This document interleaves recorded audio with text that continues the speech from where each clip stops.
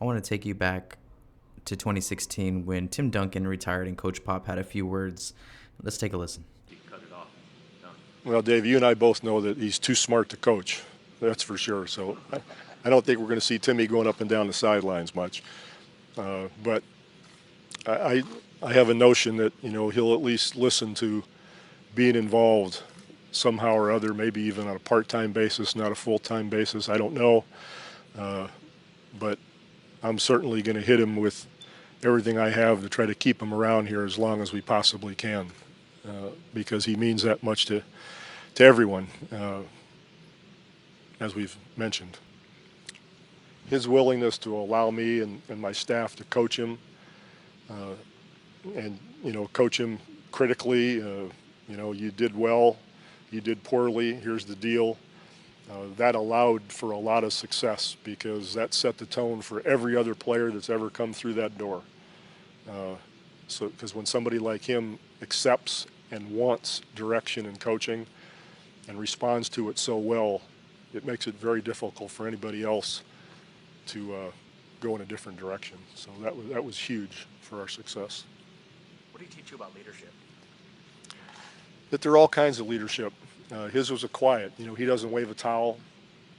He doesn't give speeches. When he speaks, it's for a purpose. Less is more, in a sense, with him. And so when he did speak, it meant something to people. And he led by example. He had a vision. Everybody bought into his vision. He was accepting. He was not judgmental of people. He didn't really even need to demand because they knew inherently that what he expected was what they saw in him and what he did every day in practice and in games. How he handled a loss.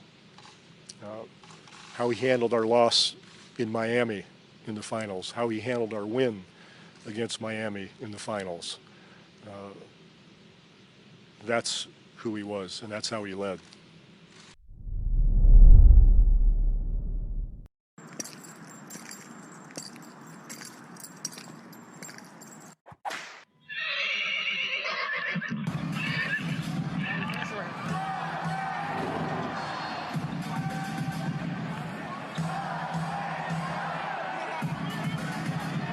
You are listening to a Bucking Spurs podcast. I am Robert Trejo, or Roberto Trejo was Jr. with some salsa, if you like it like that. On today's episode, we got Instagram's SpursFEED on the pod. James from SpursFEED has joined us. We're going to talk a lot about Tim Duncan is back, baby. Did he ever really leave, though?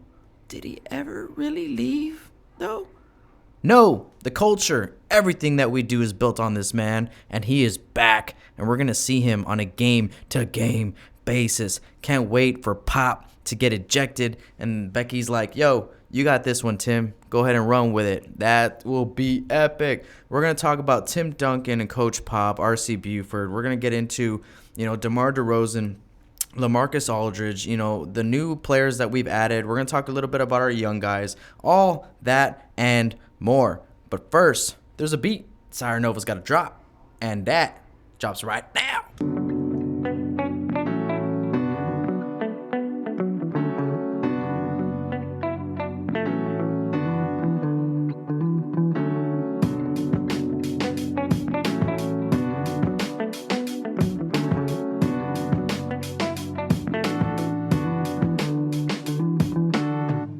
I need a little bit more dose of nasty. I'm seeing a little bit of unconfident, a little hesitation. It's not supposed to be easy. Every round gets tougher. Penetrate hard. Good passes. Shoot with confidence. I want some nasty. So it's a big day in Spurs Nation. Today I got James from SpursFEED on the pod. What is up, brother? What's up, man? It's a joyous day. I'm doing great. I think all Spurs Nation is doing fantastic. Today after as we should be, damn right. Timmy's back. He never really left, but he's back. Two GOATs back together again, the way it should be. Pop and Timmy doing their thing is a huge moment for us. I mean, this is a huge moment for us. I know that, we've had a lot of ups and downs through this offseason. It's been a short offseason, but there's been a lot of, hits and miss. Everyone's just bugging out about Marcus Morris. Everyone's undecided about Trey Lyles and player this, free agency that. But it's all time to calm down and relax because Tim Duncan is back, baby. What are your takes? How do you feel now that Timmy is going to be on the bench? He's going to be there. We're going to see Tim Duncan again every game. Yeah, I think I think it should wipe away, I think, any questions that the Spurs fans had coming into the season. Like, it's just, everyone should be just like overjoyed. Like, this is just a perfect match. Like, it was just like, I never expected it to happen. And then when I saw it happen, it I was kind of speechless. I kind of still am, because it's just like, I didn't expect him to do it. I thought, he wanted to, go spend time with his family and whatnot, but he was still hanging around the facility and stuff. But, I think I'm really happy. I'm super excited. I can't wait to see him and Pop, on the bench working together, and just, I think it's going to be awesome, man. Yeah, it means so much for our basketball, right? On the court. I mean, that's something that these are two totally different pods that we can break this up into, right? What he brings from the culture, because San Antonio is Tim Duncan.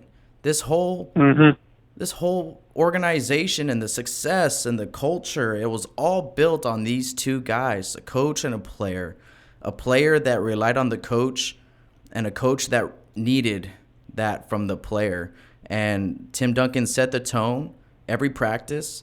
Everybody would come in and say, you can't say nothing to Pop. Pop tells you something, you got to do it. Why? Because Timmy's over there and he never says shit, And so he's back in the gym. And I know what you're saying. We always heard that he was in the gym and he was working out with our young guys, and you would always see pictures of him working out. And some of the guys would say that they just see him in the weight room and they would be like in awe. They'd be like, oh man, Timmy's over there. Oh shit. Yeah. Like he's hanging around. He really hasn't left. Like this is a real family organization. We don't just talk about it. It's real. And now that he's not just going to be there helping out whenever he wants, but like you said, I didn't expect it either. It came out of totally left field. And now that he's going to be there on a day-to-day basis, what does that mean for the development of our guys? And he's going to be there on the bench, being able to coach and being able to, inspire, being able to tweak some things. And I mean, I know Pop's always been high on Timmy as a coach and wanting him to be a coach. But I like you, thought a 19-year career was a lot of time away from the family, and thinking that he was going to want to spend more time, away from the game. But I guess you can't when you're the GOAT. Yeah. I think it just, every aspect, I think he's going to help in, whether that's, with the young guys, I think he's mainly going to be that connection, I think, to the players. I think, with Pop, every, player has respect for him, no matter what, because his history. But I think having Timmy there as kind of your in the middle kind of guy to kind of be and kind of play both sides, because players know, no matter if you're young or anything, you see Timmy, Timmy's a San Antonio, idol. He's an icon. Yeah, he's an icon. Yeah. He's a top 5 player, arguably all time. And when you're able to, he's able to, speak to a player, and then, it's a lot easier. It makes it easier on the players. I think it helps the development of, I think, someone like a Jakob, someone like Drew Banks, or maybe even Chimezi Metu. I think he'll help them out a lot, spending even more time with them. I think it also might even make San Antonio a little bit more of an attractive free agency spot, maybe. Maybe they're being able to be with Tim Duncan all the time. I think that, especially for a big, someone like if a Lamarcus Aldridge, came back on the open market, someone like that would definitely attract them. I just think it's really awesome, really dope. Yeah. So what do you think on the topic of, hey, sometimes great players don't make great coaches, and there's a long history that I think if you look at the great coaches now who were former players, they were usually like bench players and backup point guards and things like that. Those are the ones that really sat, learned, were around the coaches while the stars played. I don't think this is the case for Timmy. I think in this case, in the world of San Antonio, he understands everything. Like he was a coach on the floor, he was a coach in the locker room. Shoot, he was a coach on the road. He taught these young players how to be professionals, and all that noise. And I think he can project his leadership and how to be a leader on our young guys, on our young DJ. Murray, who's stepping up in a leadership role. I see that in Lonnie Walker as well. It's like, hey, look, y'all guys want to lead? This is how it's done. And it's like, what do you say? You say, yes, sir. Yes, sir, Mr. Fundamental, sir. Yeah. Mm-hmm. Yeah. When you're talking about, the former players becoming coaches, I think you look at most of them, you look at they're high IQ players, like a guy like a Jason Kidd. He came straight out of being a player into straight becoming a head coach. Yeah. You look at someone like Derek Fisher, he did the same thing. Even if you want to go back to Magic Johnson, who, went straight to being a head coach and, did horrible. And I think even though they're super high IQ guys, I think that jump and not having really any time off and then being straight into a head coach, I think with Timmy, he got his 3 years off. And I think him being an assistant coach, that's it's not nearly as much pressure as being a head coach. You don't have all the duties, all the responsibilities, and you get to learn from a coaching aspect from Pop. And I just think he is a high IQ guy. He is going to succeed in his role. I think he's fine when it comes to that because he got a time off and because he's not having the duties of a head coach and he is an assistant. And so I think, he's just going to, plus he's super familiar already with the Spurs organization. You look at some of the other situations that I named before, they were becoming head coaches of, teams that they had never been with or teams that they'd never familiar with. So I think that just helps Timmy even more. Yeah, when you come from the league straight to a head coaching role, you're pretty much setting up yourself for failure. I don't see how that transition is an easy one or even a possible one, man. I mean, just if you follow the family tree of the Spurs coaching staff, you always have guys like Mike Budenhauser, who was here for years and years. Brett Brown, who's here for years and years.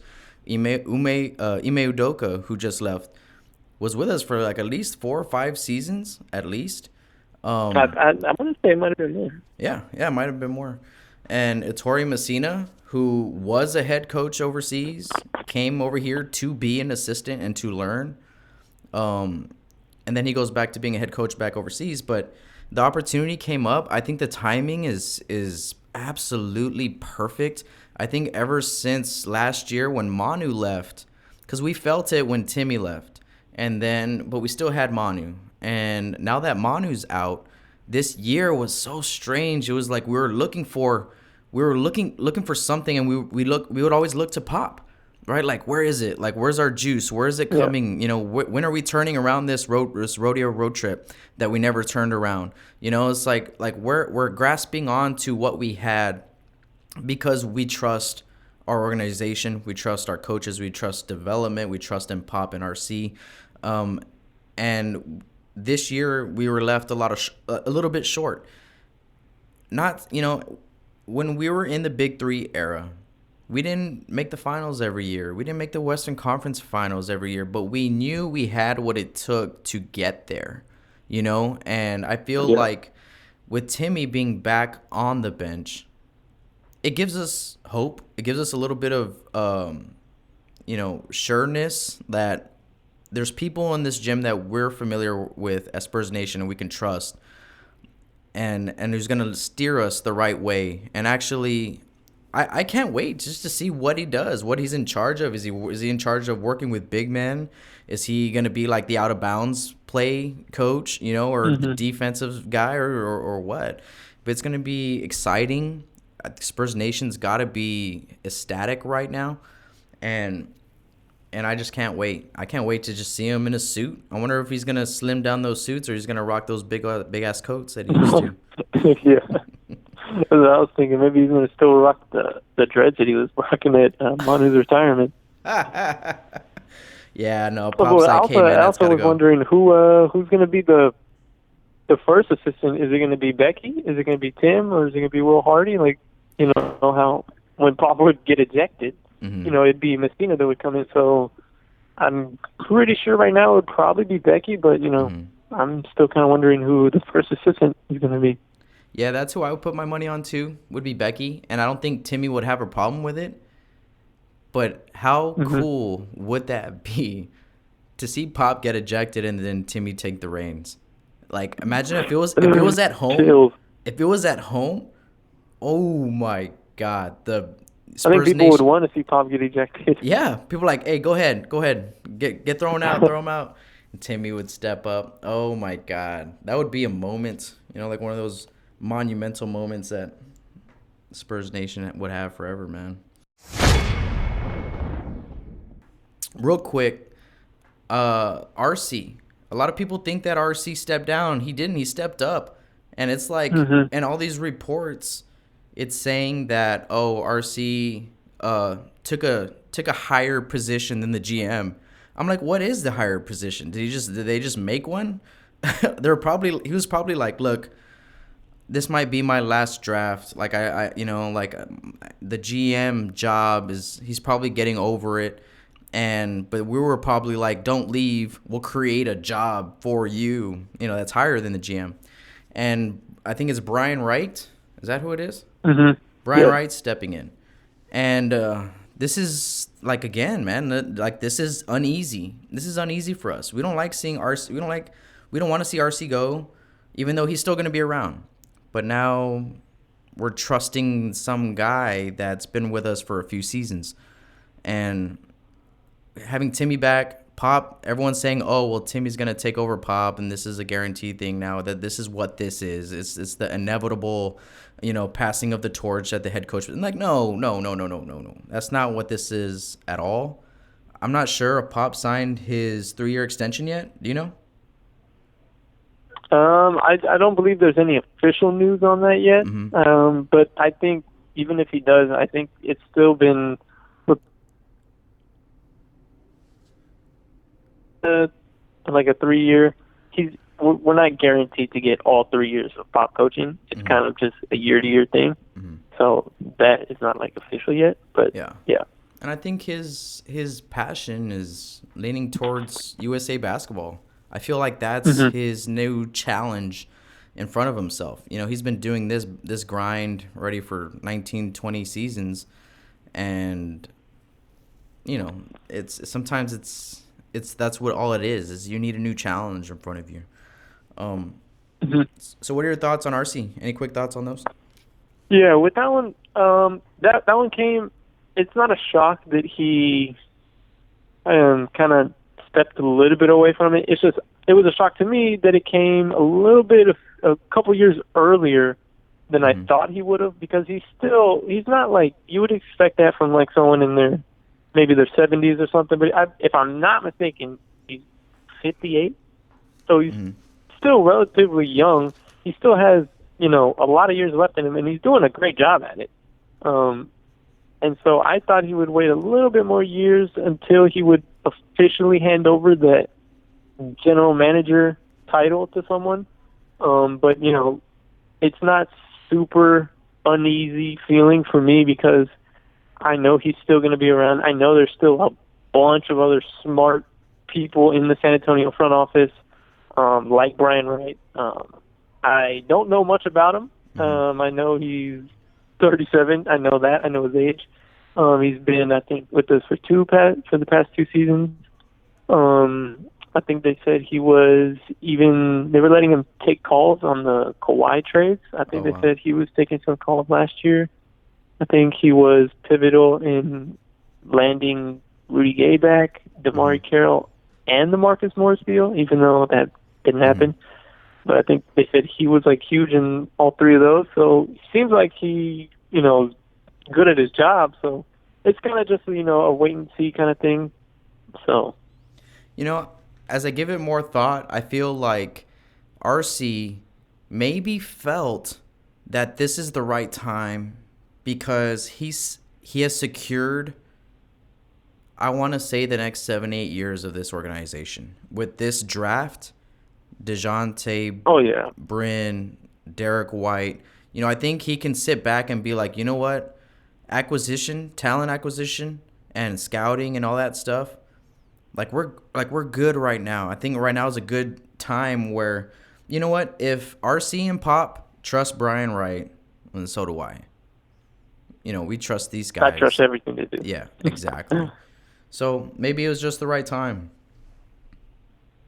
Yeah, I think the future looks as bright as it has ever looked in San Antonio. I think what Pop and RC have done drafting wise has been amazing. I couldn't praise their drafting the past couple of years enough. From Dejounte, I didn't know much about him at 29. He's been amazing. Derek White, when we drafted him, I wasn't high on him. I didn't know who he was. I didn't want him because he was a 4-year guy.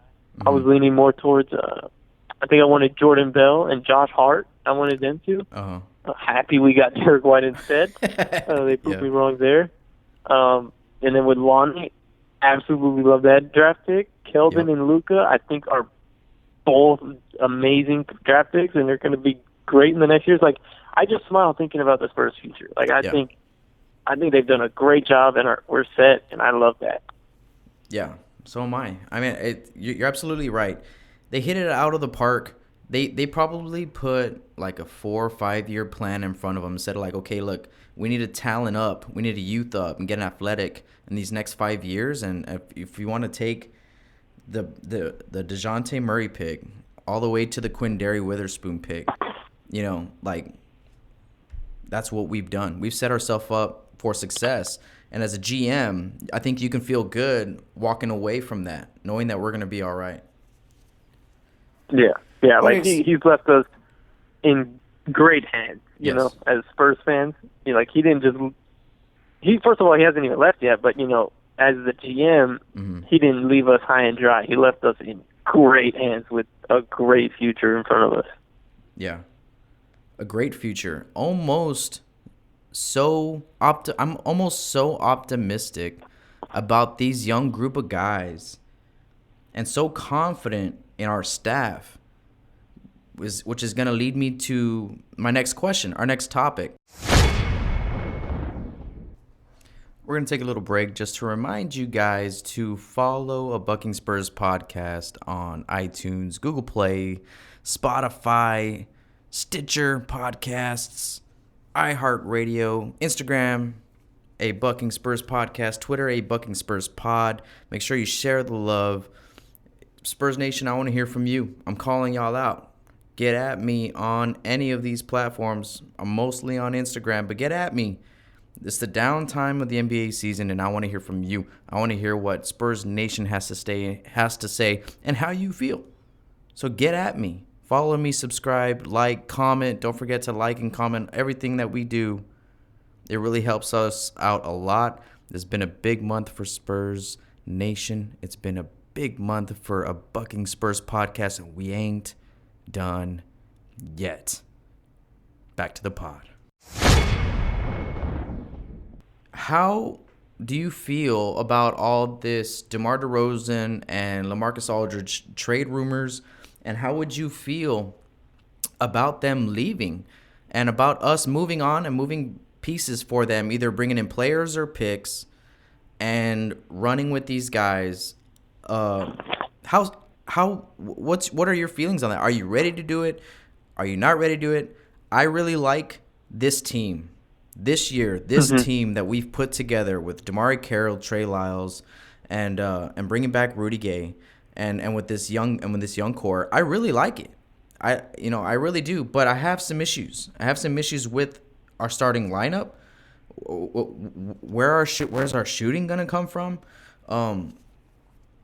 Because do we need to take more threes? Is Demar gonna take more threes? Is LA gonna take more threes? We doubled down on the mid-range game last season, and look, just to be honest, it wasn't good enough to get us out of the first round. It is what it is, and we need to make some adjustments, and I think our draft picks and our free agency did that. But how do you feel about the possibility of moving away from Demar in LA? I think the possibility of it, I think you should always weigh all your options when it comes to the NBA, especially now. You always have to be open to change and open to doing whatever is best for the team. But when it comes to like this upcoming season, I think, where our team is at right now with getting Dejounte back and getting in Damari Carroll and Trey Lyles and running the team, I think you need to see how the season at least starts off or how it plays out with DeMar in LA. I don't think you should look to move them just yet unless we see how they all mesh, how they all play together. Because if you jump the gun on that, we're never really going to see how Dejounte plays with them, which is, in my opinion, the biggest thing because I'm super high on Dejounte. I'm like the biggest Dejounte. I'm buying all the stock in Dejounte out of anyone in the world.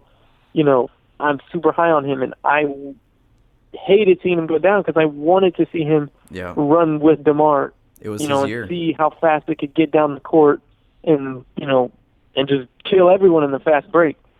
And so seeing him go down, I really want to see how he plays with DeMar in LA because I think he can be the third guy. I think he can be that. I think he has that mentality, he has that mindset. So I think moving away from DeMar in LA would kind of hinder seeing that a little bit. But after the season, if, we see how well they performed or didn't perform, if either DeMar played well and LA didn't, or LA did and DeMar didn't, you can move on from them, because with DeMar, it's kind of more of a risk if you plan on moving on from him because then he can opt out and then almost walk for nothing. But then with LA, you have a little bit more flexibility because he still has 1 year left, but it's also only $7 million guaranteed. So if you kind of did want to part with him, and I don't know, you could find a trade or something, you could still kind of pull a POW and release him and only have $7 million and maybe take some back. So I think you need to weigh all your options. I'm not opposed to trading either one of them. I just don't think right now would be the time. Let's see the season. Let's see how the team plays. And then we can, kind of go from there. Yeah, it doesn't make sense. It really doesn't make sense to do that now. And for the word to get out that, the word that got out was that people are calling us about DeMar DeRozan. So we'll take calls. You're not a GM unless you're answering those calls and saying, hey, what's up? Oh, really? You want to give me this for DeMar? Okay. And then one GM calls the other GM, calls the other GM, says, hey, I was going to give him this much, or whatever. So then you get another call. You get another call. You get another call. And it could be a bunch of smoke, It just doesn't make sense. I think this team right now, and it's going to take some figuring out during the season, lineup-wise, but this team is so good. I feel like you've added Damari Carroll who can 3 and D, which is what we needed. Bertans, who was the 3, but he didn't have any D. You know what I'm saying? And once you chased him off the 3-point line, it was over. And I love Bertans, and and give him a shout out for everything he did with us. And I remember drafting him, like way back and all that stuff. But let's be honest, Damari Carroll's a huge, huge upgrade, even with the age difference or whatever. It's an improvement. And Trey Lyles, everyone's dogging on Trey Lyles. How do you feel about Trey Lyles? With Trey Lyles, I think his main thing is his potential. Because he was a lottery pick once upon a time, and there's questions about his work ethic and how he almost similar to Andrew Wiggins doesn't really care about the game. He doesn't put in enough work. But I think him the size he is, he's got mobility. He can 3-and-D. Obviously, last year I believe he only shot 25%. Mm-hmm. But I think the year before that he shot well above 35. And so I think he can.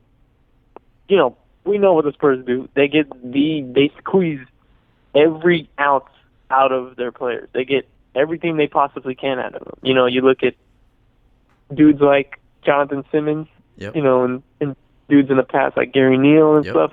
They get everything they can out of them. So with Trey Lyles, I think we're going to get his best effort that we've seen yet. He's still young. He's still 23, I believe. Yeah, he's still 23. And so, he can play the 4. He can play a small ball 5. I think, he comes in, and if he's willing to put the work in, I think he can be a real great addition to the squad.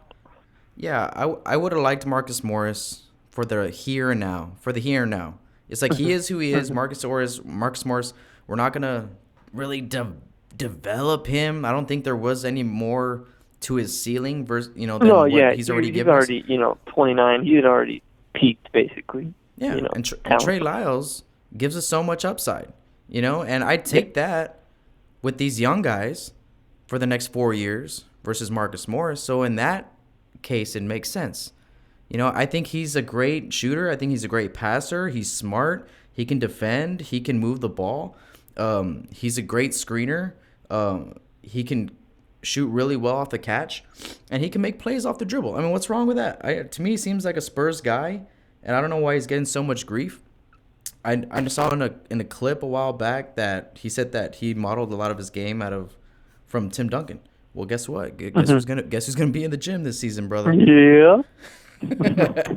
You better put up or shut up. You better show that. That's gonna be fun. Yeah, and I think the main reason why players are hating on the Trey Lyles thing was because the Spurs fans had their hopes up with Marcus Morris, and then obviously he was the best free agent available aside from DeMarcus Cousins. So when we get his confirmation, you see what we had to do in order to get him, trade away Davis, add an extra year to DeMar Carroll's contract, and then, think we're getting Marcus Morris, and then he leaves, and then Spurs fans see all we had to give up to get Marcus Morris just for him to leave, and then we bring in, what Spurs view as a downgrade. Yeah. So I think that's really where the negativity comes from, is basically just the situation that we had prior to that.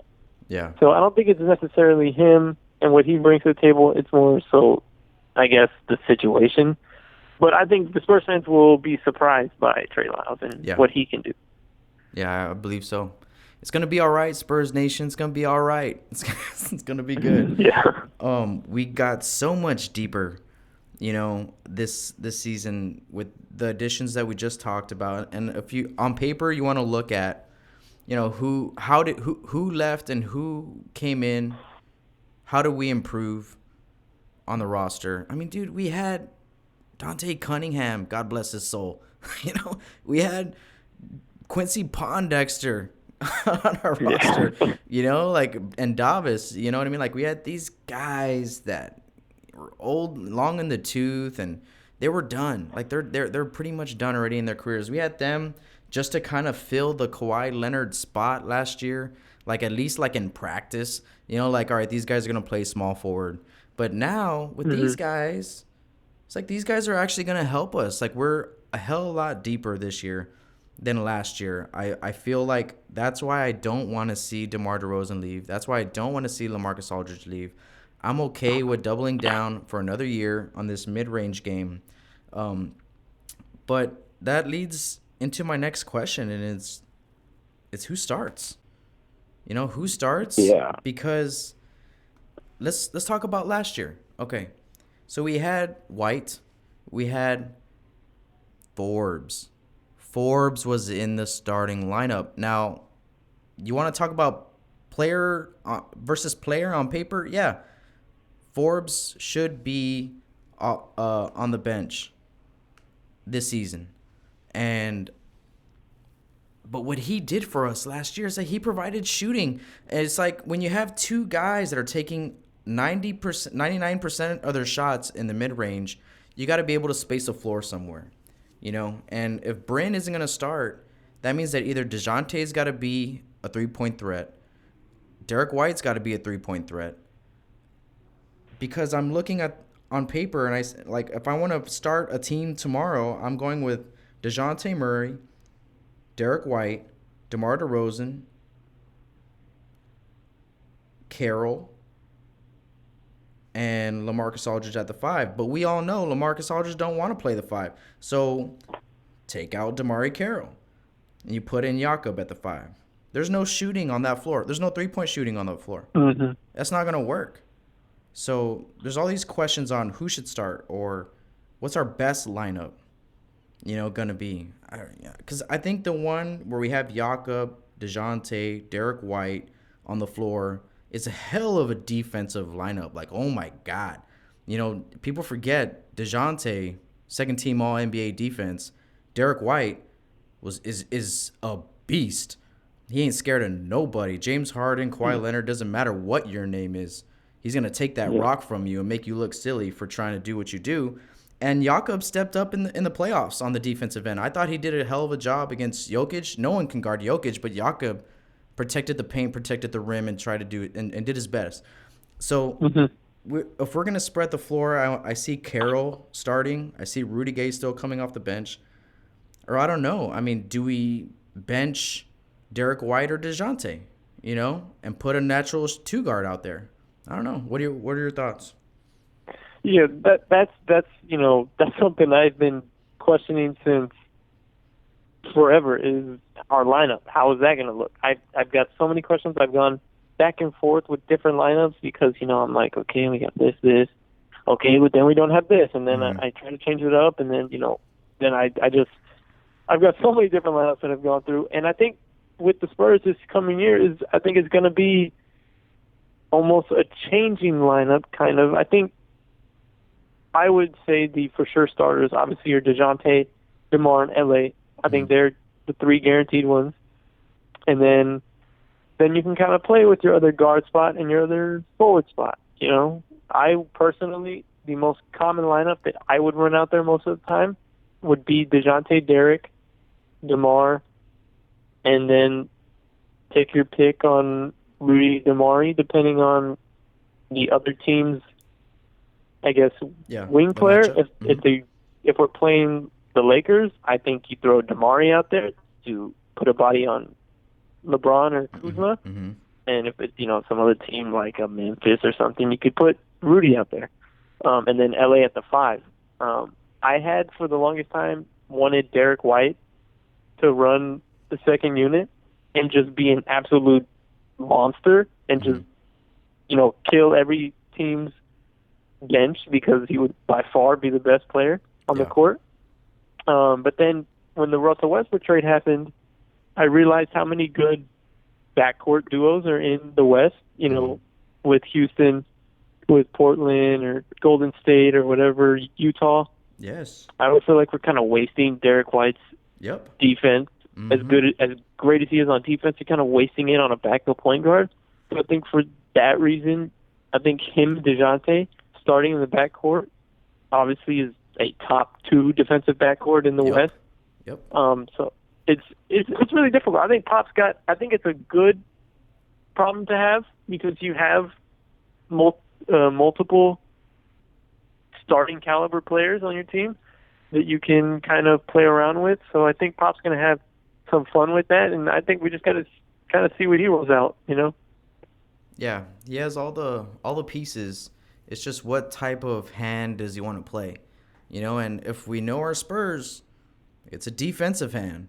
It's like he wants to guard. He wants to be the best defensive team out there. That's always goal number 1. But it doesn't work when your 2 best players can't shoot threes. It's like you got to pick and choose. Do you want to have one of the best defensive backcourts in the NBA, or do you want to shoot a lot of mid-range shots? It's because I don't think you can have both. I don't think you can have both unless Lamarcus Aldridge slides down to the 5, and we can put a shooter on the floor. I don't know, man. Sometimes I even feel like, why not start Luka? And I know that's crazy. I know everyone's gonna be like, "What, Luka? damn, he ain't ready, man. Like, he ain't ready. And you're right. He's not. He's not ready. But I say start his ass anyway at the 4. Put Lamarcus at the 5. Let him have a very restricted role.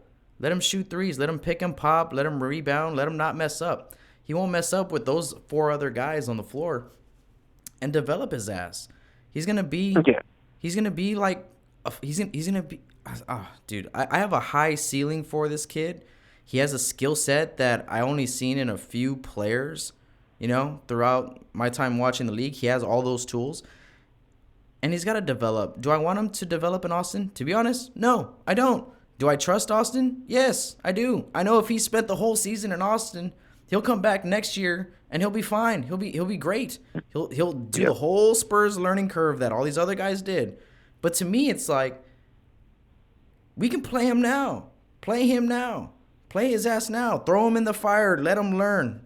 It's only going to make him better. Look, 5 minutes in the NBA is like 15 minutes in the G League. Come on, let's be honest. If you're playing 5 to 10 to 12 minutes in NBA, your rookie season, and I don't know, man. I mean, think about it. That means you would get Rudy Gay, Carroll, Lyles, Patty, Marco off the bench. That would be your second 5. Like, holy shit. Like, that's a really... You didn't even mention Lonnie. Yeah. Oh, fuck me. No, Lonnie, bro. Oh, my God, dude. Oh, my... Dude, I was at the Summer League. I went and I saw him play. I didn't get to see Lonnie play until the second day I was there, where he lit up Toronto. Was that the 32? Yeah, that was the 32. I was there at that game, man. It's just too easy. And he's got to get minutes too, so... but he's not a knockdown 3-point shooter either. Like, he can hit it, but consistently enough to be that's not Lonnie. You don't want that to be Lonnie. Lonnie's like DeMar. You want Lonnie to get that ball and go attack or hit that mid-range jumper. At least now, maybe a year or 2 from now, he adds that 3-point more consistently to his game. Now, if he wants to play this season, he has to be able to catch and shoot. Because that ball is going to swing around, Spurs offense, the ball moves, and you're going to get a wide open 3. You got to hit it. You know what I mean? So, dude, don't get me started on Lonnie. Lonnie's the future, bro. I've been saying, I think 2 years from now, Lonnie's going to be one of our best players. 2 years from now. Mm-hmm.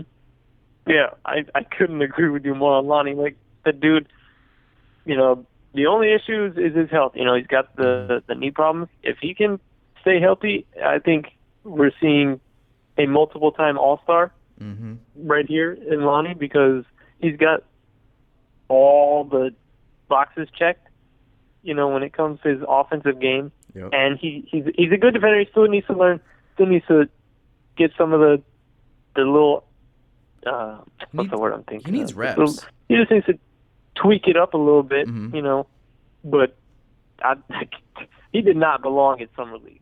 And I mean that in the best way possible. He was just by far and away the best player on the court every time he stepped on the court. He was getting whatever he wanted. He was finishing at the rim on every attempt he had. Like, he just showed why he didn't belong there. And I think he's going to get the minutes. It's up to him, really, how big of a role he has, because the Spurs want to play him. They drafted him 18th overall. Mm-hmm. They have high expectations for him. Mm-hmm. They want to play him. So it's up to him on how well he plays and how big of a role he gets. I can't wait to see him eventually become our starting 2-guard and maybe our best player, Yeah. Or the way I see it, I mean, in the future, you have Dejounte, Derek, and Lonnie. It's going to be Dejounte, Derek, and Lonnie, not DeMar. That's why it's like, okay, I understand moving off of Demar now. Maybe you can get something for him now instead of letting him walk, because 2 years from now, Lonnie Walker the 4th is going to be too damn good not to start, not to play. And I'm sure he would be cool coming off the bench, having that role and stuff, but it's like James Harden, dude. Like, you knew he was that good, and when he was with OKC, yeah, he accepted that role and he thrived in it and made the team better. But you had a sleeping juggernaut in him that Houston got him and was like, hey, here's the ball. It's all you. And look what he turned into. I can see that same curve happening for Lonnie. Hey, but am I a little crazy on Luka or what? Is my Luka? No. I contemplated starting Luka because I love that draft pick. I love his skill set as well. He's 6'10", 6'11", and can put the ball on the floor, run the floor like a guard. I just think body-wise, I just don't think he's strong enough or big enough yet to compete with, some of the bigs that he might get switched on in the NBA. He might get bullied a little bit. He's got little baby but arms. I would not be opposed to starting Luka at all. I would love to see at least try him out there. Yeah. If he looks like he's overwhelmed and can't handle it, then don't start him. You have a Demar or a Rudy or LA to do that instead. We've done it before, so I'm not opposed to starting him because I think he's gonna be great as well. Yeah. So I'm not opposed to that at all. And he could be the guy that hits the three for you in that starting lineup. Because Derek White can shoot. He just didn't. I don't know why. If you look back at his G League footage and his summer league footage before last season, Derek White is like a little Steph Curry, bro. Like in the summer league, he was coming off ball screens and just staying at the three and knocking them down. Like he can do it. I think this season though, at the point position, he was like, I gotta get it to Demar. I gotta get it to LA. I gotta drive and dish. And I gotta make the right play. And he did that superb, right? But now, he can hit it. If he's gonna, are we gonna run a dual point guard set, or are we gonna try to mold one of these guys to be a natural two guard? And if we were gonna mold one of them, I would say is Derek. Yeah, see, but now when you talk about the dual point guard, it's who's the two guard. I think it's kind of I can kind of go back and forth because you've seen Derek shoot well from outside. The past he shot pretty well from outside this past year, so that would probably be the main reason why you'd want to put him at the two. And he can attack, he can do all that.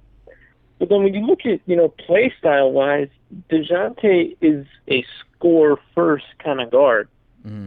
And, Derek has shown that he can be pass first. Obviously, that's not what he was coming into the league, but he can be that. He was great at that. So I think you can still play with Dejounte at the two and making him more of a two guard, making him more of a, like a Jamal Crawford type, long, skinny. Yeah, you know what? You're right. Just get to the rim. You know what? You're right. Like, it's just, I haven't seen him play in so long, but when I think about it, you're absolutely right. That's the only thing. Yeah, you're absolutely right. He's a guy who wants to hit his mid-range jumper, get to the rim before looking to drive and dish. He wants to go drive and finish. That's good.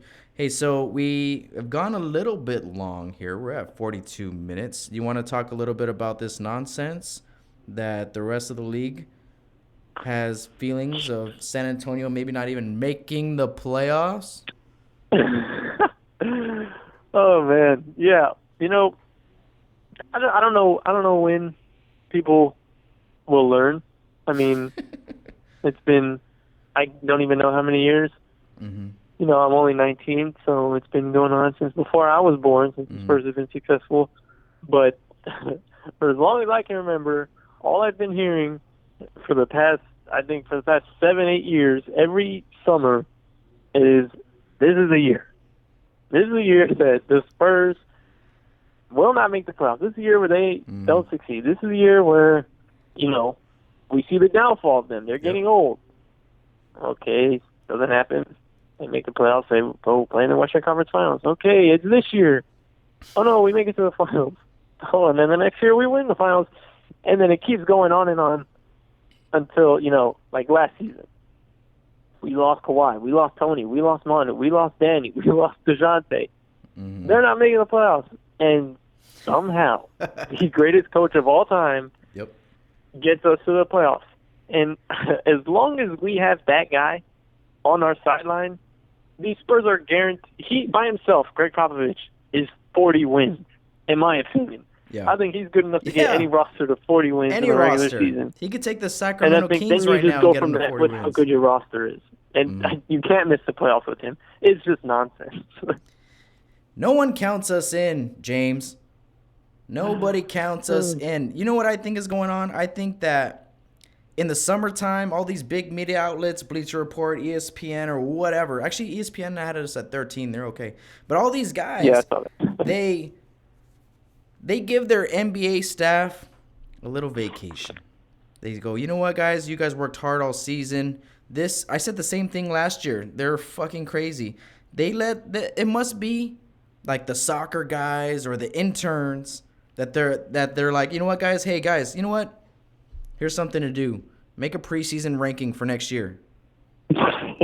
And their intern's job is putting these lists together. That's the only thing I can think of because come on, Phoenix, Minnesota, look, the Mavs are gonna be better. But come on. Come on. They're going to win 40 games, 44 games. They're going to be in the 9th seed or the 10th seed, the Mavs, if they stay healthy. But the rest of their team, besides their top 2 guys, is like, who's there? And the Spurs at the bottom? Exactly. I've seen the Spurs at the freaking second to last. These guys have lost their mind, man. It seems like every summer, it's what it is. Because anybody, like you said, with a drop of respect for themselves and who knew anything about basketball wouldn't want to be made looking like a fool year after year after year. This is frustrating me, man, because it is what it is. I mean, we've gone through it. We do it every year. It sucks. We do it every year. You know, we have to go through this every year here in Spurs Nation. Our coach, like you said, Coach Pop is here. Still. Damn it, show some respect, man. Like you said, I like what you said. Coach Pop can win 40 games by himself with any roster. He could take the Phoenix Suns right now and turn them into a playoff team. But we're used to it, Devin though. Booker would look like Michael Jordan. Yeah, Devin Booker will look just like Michael Jordan. Second team, all NBA and shit. Yeah, we're going to be all right, though. We're going to be all right. I'll calm down. Absolutely. Yeah, I just don't see how we go from last year to this year for not making the playoffs. Like the West is more wide open, I feel, this year than last year. Last year everyone had Minnesota in the conversation. They had Memphis in the conversation last year. Now it's like you have LA, Houston. I really like Utah. I like Conley and Mitchell together. I have a feeling that's gonna work. Portland, and you have Denver. They got better, yes. But then it's us. Honestly, I'll be honest. I'm biased, yes, but I think we're gonna finish around 6 or 7. I think the Warriors are the only ones that I think Steph Curry's good enough to get them to the playoffs. But without Klay, I don't see him winning that many games as they did last year. Even with D'Angelo Russell there, D'Angelo Russell isn't Klay Thompson. Nobody's Klay Thompson. So if it's just D'Angelo, Steph, and Draymond, I can see them hanging around 6, 7, or 8 where we're going to be at. But I don't know. I wouldn't be shocked if I'm totally wrong and we get the 4th seed or the 5th seed just because we're going to have a hell of a defensive squad. It's going to be hard to score on us. Yeah. I when you look at the West, obviously a lot of teams are good and are going to be fighting for a playoff spot. But, a few of these teams are going to be playing together almost for the first time. I've seen New Orleans ahead of us. They're a bunch of young kids who've never played with each other, obviously except for, the 3 Lakers. But they've never played with each other with Zion and Drew Holiday. They've never played together. Dallas, Luka and Kristaps, as good as friends as they are, they've never played together. Kristaps hasn't played in almost 2 years. Sacramento, they're still relatively young. They have a brand new head coach. Yeah. We have a core that's at least been together for a couple of years, aside from Demar. But we have Greg Popovich. Yeah. That should be just a Greg Popovich and a period. That's all you need to know. That's really it. And I think you're right. I think those are going to be the three teams that are sitting right outside the playoffs. I think the Pelicans are going to be good. But like you said, you have all these guys that have never played together, and they're going to be a lot of fun to watch, but I don't think they're going to win that many games. You know what I'm saying? I see them hanging around 35 to 45 games, but they're going to be you're going to want to watch them every night. They're going to be losing every other night, because they don't know what it takes to win basketball games except for those three guys. And are those three guys plus Jrue Holiday a playoff team? Well, I don't know. I mean, those three guys plus LeBron James wasn't a playoff team. So why those three guys plus Jrue Holiday be a playoff team? And I like New Orleans. I like Dallas too, but Dallas, Sacramento, and the Pelicans should not even be in the same conversation as the San Antonio Spurs for the reasons that you just explained to us right now. I think we're gonna need to shoot more threes, man. It's got to come from somewhere. And I think it's been noted that I think Pop has gone to Demar about shooting more because he kind of let him play his game and do what he wanted on the offensive side. But I think that it's been reported that he has approached Demar or will approach Demar about taking more. There's only two players that I wouldn't mind trading Demar for. That's Bradley Beal and Gordon Hayward. Those are the only two. I wouldn't want anyone else. If you had to trade someone right now, they called you and said, hey, we'll give you whatever you want. Who are you taking? Out of Bradley Beal and Gordon Hayward? No, anyone. Anyone in the whole league. Anybody. Was that? Anybody in the whole league. For DeMar? Yeah. I would probably want someone who could play the three, because we're a little bit stacked at the guard spot. Mm-hmm. So I really haven't pondered trade possibilities like that. But if you say Gordon Hayward, I'm not really high on him, mainly because after watching him this year, he doesn't look like himself. He looked a little bit overweight. He was a little bit timid. He just snapped his leg in half. Give him a season. He was still a great player. And then with Bradley Beal, I love Bradley Beal. I love his play style. I think he'd be perfect. It's just, he's 6'5", and, plays the two, which takes away a lot from Lonnie. It takes away from Derek, which takes away from, a lot of other people who need to eat on the team. So I really don't know who I would trade DeMar for. I would need to look at every team and what every team could offer. Yeah, I like it. Honestly, I hope we just keep him. Let's ride out this next 2 years. Let's give it all we got. We got Timmy in the house now. It's going to be awesome. But all right, James. Yep. Hey, thanks for stopping by, man. Where can people find you? Yeah, you could go on Instagram at SpursFEED. I try to post daily on there. That's, what I use all the time. Or you can check me out on Twitter, too. I have the Twitter. I just don't ever tweet because I don't have any followers. But if you want to go follow that, that's SpursFEED1. Those are where you can find me at. So check me out there. I post a lot on my story. I try to post every day on my posts. And I try to be as engaging as possible. So that's where you can find me. All right. Follow James at SpursFEED. Thanks for coming on, man. We got to do this again soon. Yeah, man, for sure. Anytime. All right, James. I'll catch you later. Go Spurs, go. Yeah. Peace. Big shout out to James from SpursFEED. Find him on Instagram or SpursFEED1 on Twitter and catch all his stuff. He's posting up all the time. Big shout out to Tim Duncan for returning home. Thank you, brother. We missed you so much, mother. Go Spurs, go.